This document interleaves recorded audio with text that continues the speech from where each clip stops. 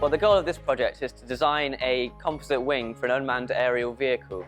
And the real challenge in the project is to make the wing as lightweight as possible while still being able to meet the strength and stiffness criteria that have been set out for the wing. So previous years had much more stringent deflection requirement, whereas we have a much stricter weight requirement. So teams are named Team Mitchell and Team Smith, which are named after the designers of the Spitfire, and there are 6 of us in the team. The teams were assigned based on the different skill sets, so each team has a physicist, a chemist and a balance of different engineers. The manufacturing route we decided to take is via a male mould tool rather than a female mould, which will involve making a foam mould which will place inside the composite lamina and wrap those around the mould and cure it in a single piece. The real challenge with this is that half the internal volume of the wing has got to be empty, and so in order to achieve this we've got to create these voids in the foam before we wrap it around and find a way to support them and keep the empty space in the wing. We added the foam inside the wrap in order to improve the stiffness for the structure. From our FD results, you can see that our deflection in the tip point meet our requirements, and besides, there is concentrations for the stress happens in the root log, so we need to improve the stiffness in this area. The manufacturing route we've decided upon is we are creating 2 female molds, one for the top half and one for the bottom half of the wing box. We chose this because it provides a really good surface finish and is much more realistic in terms of being able to maintain our shape without getting unnecessary resin flow. We chose to put the foam only in this section is because we want to reduce the weight. This area is the critical area which can cause early failure by buckling. But here, this 2-channel is not that important.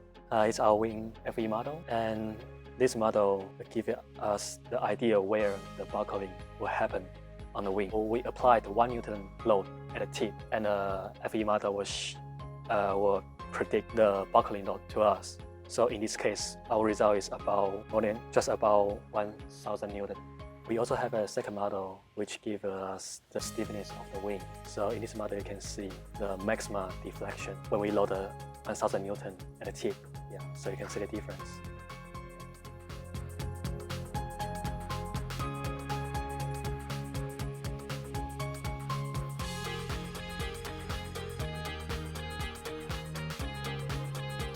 Imagine that this is our wing. We fix it at the root, we applied load at the tip, and we calculate displacement at the tip and the failure load. So the main challenges was to make sure that the wing was straight when it was lined up, so it was nice and level, because otherwise if it was going to be bent or twisted, our readings would be wrong. So we had to make sure the fixtures were not only parallel here, but the wing also came out straight. And we also had to calibrate all of the sensors and all the equipment so that it was going to be 0 when we started our experiment. So in order to make sure that the wing was going to be attached safely to the test rig, we had to design custom fittings to fit onto the lugs here. Now, because there's certain variability in the manufacturing process, all the fixtures have to be bespoke and custom made. So we had to design fixtures that would fit nicely and neatly onto the end here and fit perfectly so there'd be no slip and the fixture wouldn't move. So therefore the readings that we would take would be nice and accurate. Critical measurements that we take as we had stiffness requirements, it was displacement at the tip, at the leading edge and the trailing edge.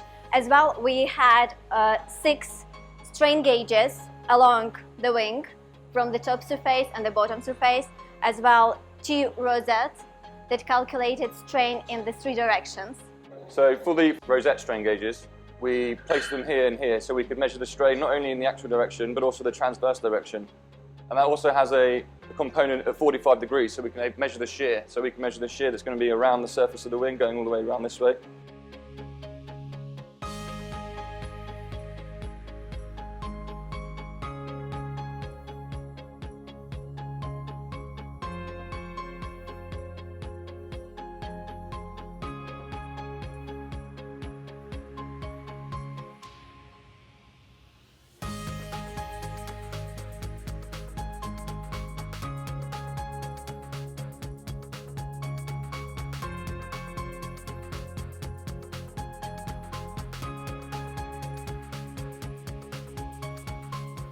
Well, the metrics that we were judged against, the other team won because they had a stiffer wing per kilo of weight. So although their wing did deflect more at the same load, Their wing was slightly heavier, but in terms of millimeters per kilo on the wing, they did better.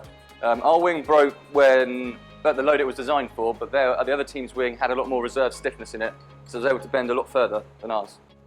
I think for me and for every part of the group the most crucial was the teamwork. To make decisions together, to solve problems together in short time.